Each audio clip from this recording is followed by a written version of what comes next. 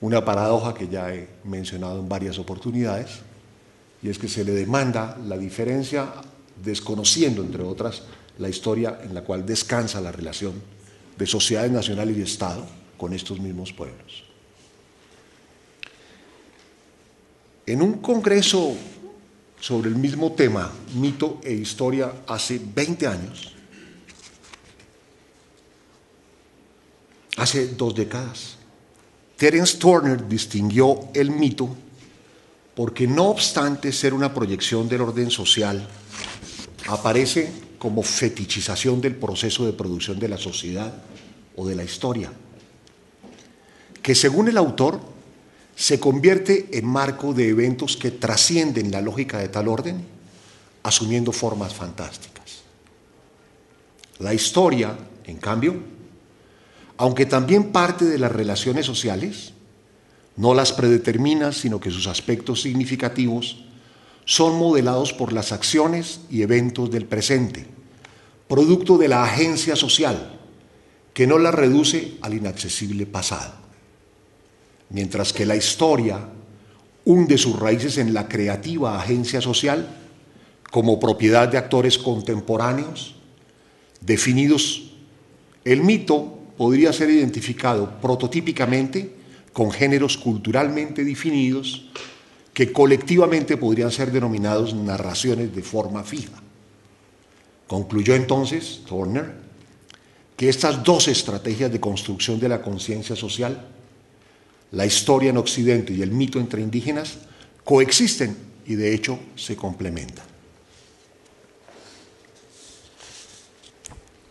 No estoy seguro, a pesar del desarrollo de nuevas investigaciones sobre las formas de construcción de la historia entre pueblos indígenas suramericanos recientes, de que estas definiciones sobre el mito y la historia hayan cambiado, ni para los historiadores ni para los antropólogos.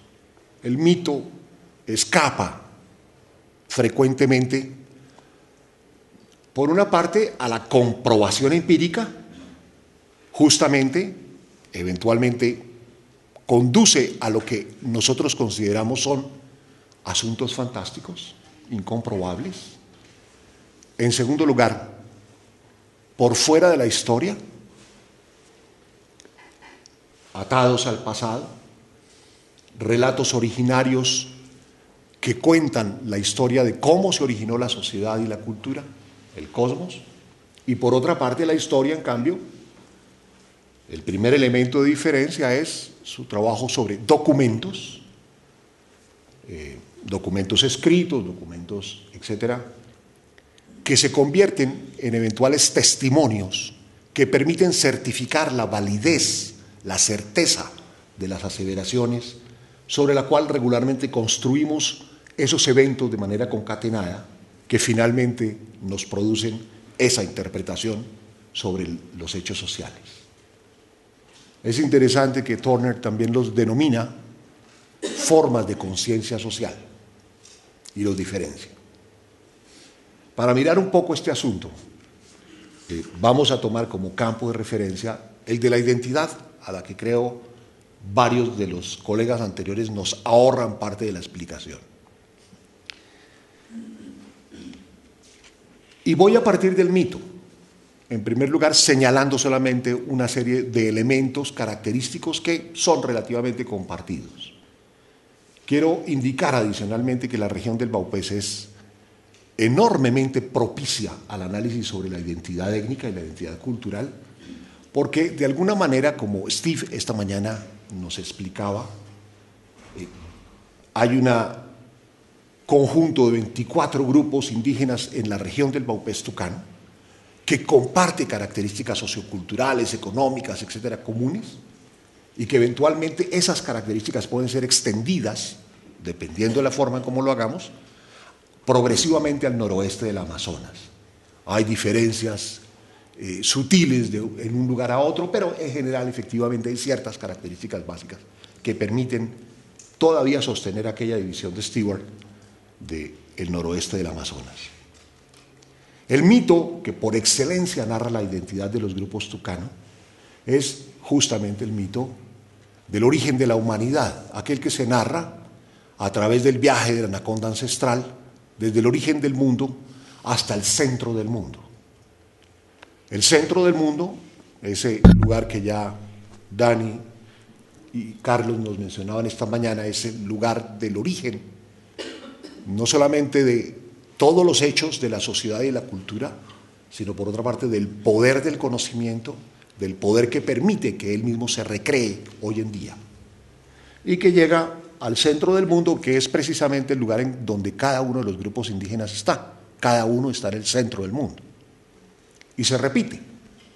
Steve nos traía una fotografía en donde mostraba dos itinerarios distintos, unos arawak, dos grupos, y otros tucano, dos grupos.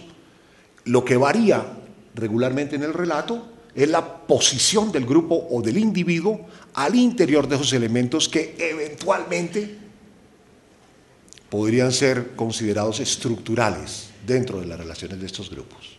Y esos elementos son los siguientes. En primer lugar, la descendencia del mismo ancestro.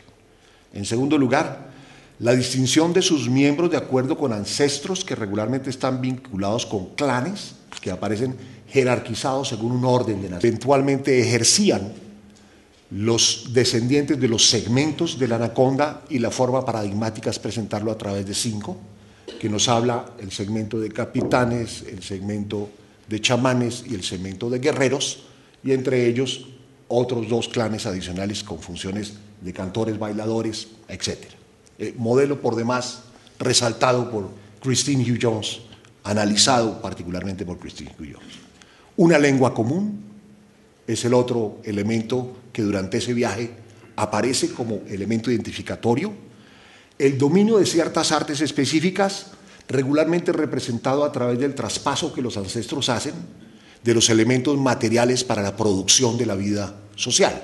Es decir, él entrega las semillas para el cultivo, entrega los frutos algunas veces en cada uno de esos lugares en los cuales va emergiendo a través de su camino. El dominio de ciertos elementos ceremoniales, también específicos, que regularmente se refieren, incluyen el conocimiento chamánico, conjuros específicos, relatos míticos particulares y también de ciertos objetos, todos los objetos ceremoniales igualmente, es decir, la olla de yagé y las cucharas para mambear, para recoger la coca y la parafernalia ritual, toda la ornamentación plumaria, etcétera, etcétera. Por supuesto, los instrumentos musicales, entre ellos distinguidos específicamente dependiendo de los grupos y como representación de los ancestros. Las flautas y trompetas ancestrales, que pertenecen por distinción a cada clan, regularmente allí. Los bancos, la parafernalia, en fin. Un elemento resaltante que es regularmente no del todo comprendido, no del todo, pienso yo, entendido dentro de la expresión simbólica de los grupos tucano, es su concepción del territorio. Digamos, 3 asimilaciones regularmente se hacen, ustedes las conocen, Steve las ha insistido sobre ellas. En primer lugar, el hecho de que vienen de un lugar originario, este lugar, pero llegan hasta el centro del mundo y de ahí se reparten sobre distintos afluentes cercanos en los cuales finalmente en este momento habitan, pero está vinculado con esa fuente del poder y del conocimiento. Es decir, un espacio geográfico que da una prolongada topografía que en principio incluso algún autor se atrevía a mencionar se trataba del Atlántico. Se habla de un gran lago de donde provino la humanidad y la cultura. Por otra parte, su asimilación en la casa, en la gran casa, en la maloca y finalmente en el cuerpo. Pero cuando uno se enfrenta a la etnografía, encuentra efectivamente de que este modelo que propone el mito, que podemos eventualmente llamar acudir a efectivamente una interpretación esencialista de la cultura, ¿cierto?, que nos permite retomar aquellas definiciones anteriores sobre lo que significaba la etnicidad o la identidad de un grupo indígena e incluso lo que significaba una tribu, etcétera, etcétera, desde Morgan, desde las primeras elaboraciones de Morgan, cuando nos planteó las definiciones de aquello que se entendía por nación, un territorio, una economía, una cultura, etcétera, etcétera, que prevalecen a lo largo del tiempo y que todavía encontramos, pero en este caso, entre otras, expresadas a través de la mitología. Hay variaciones, por supuesto, de estos elementos tan pronto se observan las relaciones sociales. Yo voy a señalar, por razón de tiempo, solamente algunos rasgos básicos sobre la organización social. En primer lugar, estructuras jerárquicas no hay entre los grupos del Baupés actualmente. Es decir, esta distribución de segmentos en orden de mayorazgo que distingue a cada uno de ellos como jefes, guerreros, sirvientes, etcétera, etcétera, no es operativa actualmente, ni siquiera en los grupos del Pirá, que es el área más tradicional de la región del Baupés. Han sobrevivido dos funciones fundamentales que son extensivas incluso al noroeste del Amazonas. En primer lugar, un cierto liderazgo, es aquel liderazgo descrito como la capacidad del dueño de la casa o el representante de alguna manera del grupo local, el mayor dentro de los miembros patrilineales, que funcionan las tareas de coordinación colectiva de las actividades, de animación de las actividades cotidianas y de las actividades eventualmente rituales. Pero no tiene ningún poder de coerción, no tiene ninguna posibilidad de mando, ya lo conocemos muy bien para las tierras bajas, este aspecto desde hace mucho tiempo desde los textos de él. Y por otra parte, el chamanismo. El chamanismo, efectivamente, con eventuales especializaciones, poderosas especializaciones. Esta mañana Dani y Carlos también nos daban una percepción sobre lo que ocurre en los Tanimuca, pero las divisiones que han hecho muchos antropólogos sobre las tareas chamánicas efectivamente llegan a especializaciones que un grupo indígena como los taiwanos, de 150 personas, es decir, 15 adultos, no podría cumplir. Pienso que de lejos tampoco los Macuna, que son 300 personas. Este elemento demográfico es muy importante en términos justamente de esa compleja distinción de los grupos étnicos del Baupés, de acuerdo con estas características, pero por otra parte que a los antropólogos ha obligado a resaltar un otro elemento general, y es un grupo étnico no puede ser entendido de forma aislada. La única forma de entender a los taiwanos es justamente a través, entre otras, de sus propias relaciones, entre otras por las pautas de matrimonio con las cuales se relacionan con otros grupos vecinos, de los cuales les es indispensable, si consideramos incluso las distinciones demográficas. En realidad, la forma de asentamiento en este momento predominante en el noroeste del Amazonas y en la región del Baupés es la aldea. La aldea misionera, la aldea introducida por los misioneros, que concentró distintos segmentos para control, no solamente de las labores catequísticas y educacionales que fueron encargadas por el Estado desde el siglo XIX en la Iglesia, sino por otra parte que eventualmente redundó en la concentración de la fuerza de trabajo para la explotación en las labores de los procesos de colonización, que también conocemos han sido expandidos. Recientemente, particularmente en el Baupés, en mis primeras llegadas, y pienso que la generación antecedente, de alguna manera, Steve y una serie de antropólogos eminentes que estuvieron trabajando en la región, las postrimorías del caucho, en primer lugar, alcanzamos a ver los procesos de explotación de caucho en manos de indígenas ahora, no de caucheros, sino eventualmente incluso de indígenas que llevaban las laminadoras y hacían todo el proceso. Por supuesto, el de la coca, la transformación de la coca en cocaína, también la explotación de pieles, faltaba mencionarlo, después del descenso de los precios del caucho, la explotación de pieles. El de la coca, por supuesto, transformada en cocaína, que utilizó los territorios de los pueblos indígenas justamente por la distancia y la ausencia del Estado allí. Y finalmente el del oro, recientemente también realizado sobre zonas fronterizas con Brasil, que ha atraído procesos de colonización dentro del área que lo transforma progresivamente. Pero digo, a través de esos 4 puntas de lanza, efectivamente, la región se ha transformado y el instrumento sociológico, sociopolítico que han utilizado tanto miembros del gobierno como, por otra parte, las misiones católicas es la concentración de la población indígena en aldeas. Las aldeas, entonces, son construcciones de familias individuales, casas de familias individuales, eventualmente ordenadas en calles, o por lo menos en torno de una plaza central, que no es la plaza hispánica, regularmente es el campo de deportes, el campo de fútbol, o el campo de básquetbol, que se convierte en la plaza central. A su cabeza está la iglesia, y al lado está el puesto de salud, y al lado siguiente seguramente el internado o la escuela, es decir, las cabezas de la autoridad realmente local.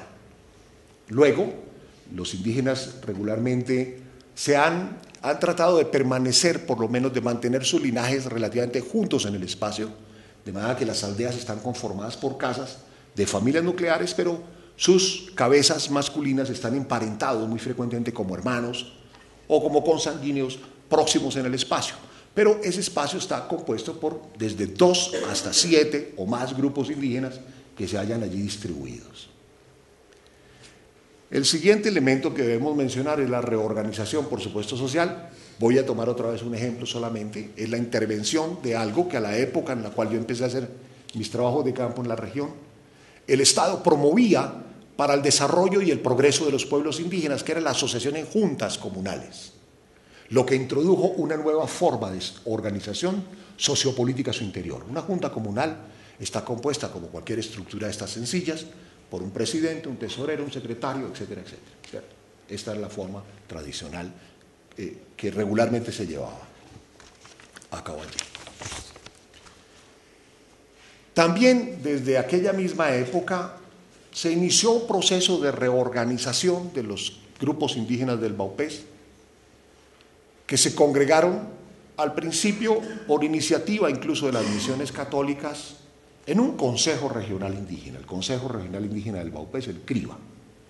Él se fundó, él empezó a funcionar en el año 71, fue registrado en el año 73, y desde entonces sus líderes indígenas ya participaban en las reuniones que se hacían en la zona de los Andes, particularmente en la Secretaría Indígena generada al interior de la Asociación Nacional de Usuarios Campesinos, en donde nació el CRIC y de donde surgió la UNIC. Ya participaban delegados del Baupés en aquella época en la cual, fíjense ustedes, coincide la fundación de las 2 organizaciones indígenas.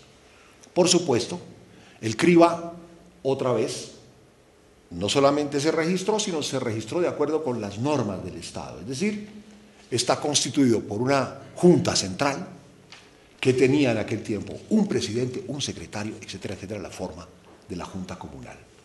Salvo que, en este caso, se pretendía que la asamblea, quien era la última decisoria, efectivamente funcionara como validadora de las decisiones que tomaba esta junta.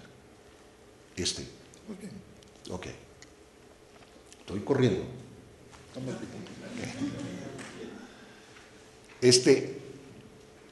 El CRIBA al principio no fue bien visto por los pueblos indígenas, por los grupos indígenas, entre otras porque cada una de estas unidades locales, cada una de estas malocas, formas tradicionales, es una entidad enormemente autónoma.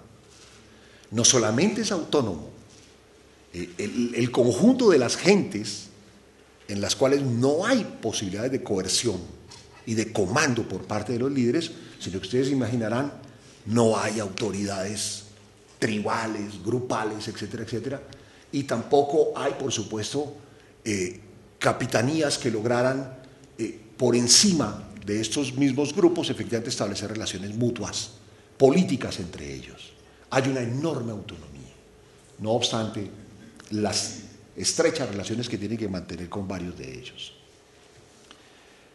El CRIBA se dedicó en buena medida, en principio, sobre todo hasta la década del 80, a promover la expansión de los servicios de salud del Estado. Es decir, demandaba la educación, la salud, que se pusiesen los puestos de salud, que se ampliaran las escuelas en las aldeas, que se colocaran, por otra parte, empresas comunitarias, que se promovieran empresas comunitarias con apoyo del Estado, que ayudaran, entre otras, a la introducción de ganado, de cerdos y de aves, en fin, de este tipo de animales de especies menores, la creación de cooperativas que abarataran los precios de los cuales dependían los indígenas para obtener ciertas mercancías que ya son indispensables para su propia economía, la consecución de anzuelos, de hachas, etcétera, de nylon, de linternas con baterías, de radios, etcétera, etcétera, una serie de elementos que ya son indispensables, incluso materialmente.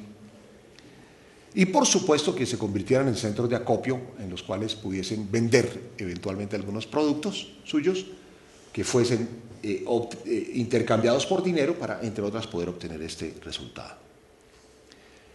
El otro elemento muy fuerte al que se dedicó el CRIBA fue justamente al manejo de contratos, de los contratos del Estado en la región. Es decir, la necesidad de sufragar necesidades de infraestructura del Estado, que era regularmente pues, sometida a las reglas de contratos que allí se desarrollaban. Desde la década de 1980 a 1990, digamos, fue el momento de agudización de la intervención de la cocaína en sus territorios y detrás de ella, como bien sabemos, de la intervención de sectores de la guerrilla colombiana. El Vaupés y las regiones amazónicas fronterizas con Brasil eran consideradas por ellos como zonas, digamos, de retaguardia, en las cuales eventualmente solamente se tomaba para el descanso de la tropa, etc. De manera que no había ningún afán ni de vincular indígenas a la guerrilla ni al conflicto armado, etc. Había una convivencia que incluso eventualmente permitía apoyarse en la guerrilla ante la ausencia del Estado para control, en cambio, de los cocaineros. Personajes que sí, en cambio, explotaban la fuerza de trabajo a través de las tareas más arduas que ellos mismos desempeñaban, la recolección de la hoja, la préstamo de las tierras, etcétera, etcétera.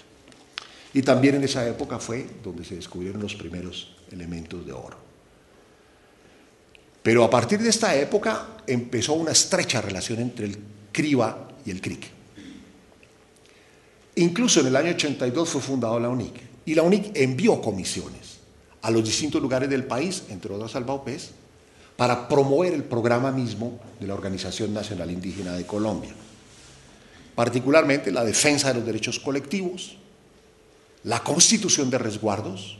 En el Vaupés se constituyó un gran resguardo en el año 82, y por supuesto el reclamo al Estado del cumplimiento de las obligaciones que tiene para con toda la población, en particular con la población indígena. El ajuste en ese momento de dichos servicios, ahora con componentes que apelaron al modelo de etnodesarrollo desarrollado por Bonfil Batalla, que fue utilizado por el Estado en distintas empresas, en distintas instituciones, particularmente educativas, de salud, que efectivamente empezaron a introducir componentes, digámoslo, de recursos pedagógicos indígenas, aparentemente para poder transformar estos sistemas, o de recursos de conocimiento de medicina tradicional para poder acoplar su prestación de servicios. La última época, la de 1991 en adelante, vamos a caracterizarla por tres elementos básicos. En primer lugar, pues la presencia de los grupos armados, pero por otra parte la respuesta del Estado con la ocupación de Mitú por un batallón antiguerrilla. No solamente ocurrió durante el año de 1988 la toma de Mitú, que los colombianos recordamos muy bien, se ha tomado como elemento supuestamente icónico para hablar de la transformación de las estrategias de la lucha guerrillera, ya no meramente como toma y expansión territorial sobre las regiones colombianas. Por otra parte, la Constitución de 1991 y el reconocimiento de derechos específicos para la población colombiana, pero más importante aún, el reconocimiento de los pueblos indígenas como entidades territoriales autónomas. Este elemento hizo que no solamente se reconocieran derechos específicos como el derecho a su lengua, el derecho a ser juzgado según propias reglas de sus usos y costumbres al interior de los territorios, etcétera, es realmente largo el listado, sino que por otra parte propuso la participación de los indígenas en las rentas nacionales directamente. Es decir, en adelante el fisco de la nación giraría directamente a las comunidades indígenas los dineros para que desarrollaran sus planes de desarrollo. De manera que desde el año 91 todos los pueblos indígenas se dedicaron a elaborar sus propios planes de desarrollo. Es decir, lo que consideran regularmente debe ser el futuro de sus vidas. Paradójicamente, en el caso del Pirá, Steve lo conoce, tenía una foto esta mañana de un segmento del plan, paradójicamente, regularmente, es, por cierto, un discurso que apela frecuentemente a tradiciones locales, pero que en la mayoría de los casos debe ajustarse a los criterios del Estado, que pide finalmente elementos de desarrollo, de inversión en infraestructura, de escuelas, etcétera, etcétera, que son como finalmente terminan de invertir los dineros. Muy bien.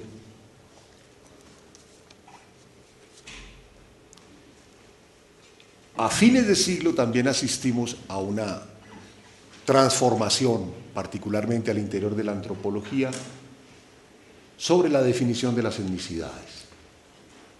No solamente se argumentó estos criterios que hemos mencionado al principio, que aparecen en los mitos de origen de los taiwanos, sino, por otra parte, como una argumentación esencializada, que aparentemente no se incorpora en los registros de la historia, sino que de alguna manera se interpreta como una culturalista interpretación de los grupos indígenas que no permite, entre otras, justamente el reconocimiento de la cultura como una construcción social permanente. Al mismo tiempo, estos elementos que he mencionado del mito, pienso que buena parte de ellos son las reivindicaciones del movimiento indígena colombiano, son en las que descansa el movimiento indígena colombiano. Desde el último mencionado, el derecho al territorio, pero también el derecho a la lengua, pero también, etcétera, etcétera. Una serie de derechos que son los que son fundamento, finalmente, de, digamos, la identidad política ahora, no solamente la identidad sociocultural, sino la identidad política de estos pueblos. Esta articulación, veo yo, efectivamente, nos permite, finalmente, considerar tres elementos. El primero, que he venido insistiendo sobre él, no podemos, efectivamente, desconocer las expresiones de identidad de los mismos pueblos en la consideración de nuestro propio análisis sobre las relaciones de identidad étnica de los pueblos. Por más de que buscamos que tenemos una larga elaboración sobre la necesidad de transformar nuestra concepción de cultura y de proyección, de construcción de ella, en los elementos incluso de muchos de los grupos del Baupés usted encuentra efectivamente de que apelan justamente a aquellos elementos esenciales. No es nuestro el argumento, es frecuentemente suyo. Y es que, voy a argumentar, él está amarrado a las relaciones sociales, es decir, está amarrado a la historia. Es de esos elementos que depende su propia producción y reproducción social. Es decir, sin el territorio, estos pueblos indígenas efectivamente se convierten en parias en este país. Básicamente, lo que garantiza la producción material, en principio, de la vida, no entendemos así el territorio, pero vamos a tomar una de estas estrechas definiciones económicas sobre los espacios territoriales, es lo que le permite efectivamente subsistir. Por supuesto, todos los elementos de ahí para adelante que estoy mencionando tienen que ver justamente con esa, no meramente con la respuesta al prurito que demanda el Estado o que demanda la academia en la definición de los pueblos indígenas, sino, por otra parte, en las relaciones sociales para garantizar su propia producción y reproducción. En segundo lugar, una vez apelamos a las relaciones sociales, tenemos que conceder de que ellas son históricas, esto aparentemente no tiene duda, pero también son la fuente, no solamente para la historia, sino, siguiendo a Turner, aún el autor que he mencionado, la fuente del mito. Pienso que la diferencia fundamental es distinguir, por cierto, que tenemos unos procedimientos específicos que son eventualmente distintos en el análisis del mito y en el análisis de la historia, pero no podemos confundir eso con el mito y con la historia. A mi juicio, el mito es la inscripción de las relaciones sociales en el tiempo y el espacio. La historia con mayúsculas, la disciplina, en cambio, efectivamente es la que ha ingeniado los procedimientos para poder acercarnos a entender dicha inscripción de las relaciones sociales en el tiempo y el espacio. Pero lo que hemos descrito del mito de la anaconda no es otra cosa distinta que la inscripción de las relaciones de estos pueblos en el tiempo y el espacio.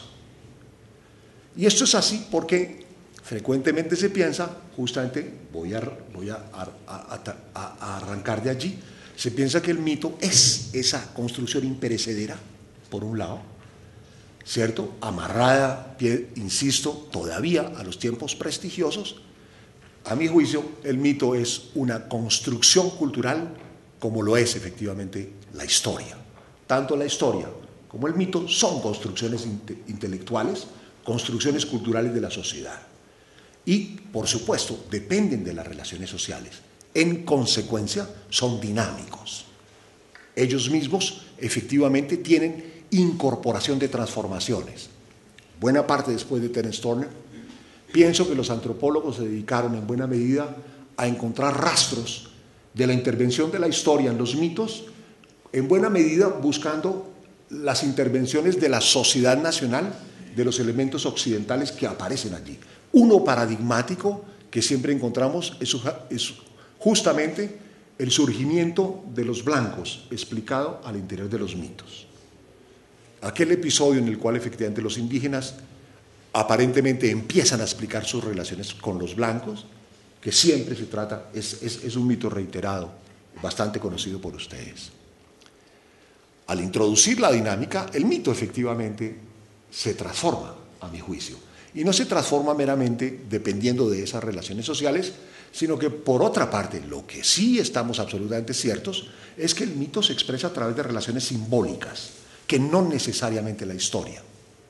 Esas expresiones simbólicas que el profesor Turner llama fantasmagóricas, fantásticas, son las que nos proponen la mayor dificultad de comprensión del mito. Son las cuyo significado regularmente nos proponen las mayores dificultades. Y en eso duramos mucho tiempo efectivamente trabajando para poder entender cómo es que el héroe cultural se dispara por la cerbatana, etcétera. En fin, ¿cierto? ¿Cómo podemos entender algo que no podemos eventualmente, que no encontramos asidero en la realidad? El relato de los Cavillari sobre esta anaconda, entre otras, relata cómo, por lo menos el relato que me fue contado a mí, relata cómo cuando la anaconda ancestral en aquellos tiempos primordiales venía, avanzaba en un motor de 60 caballos de fuerza. Muy amables.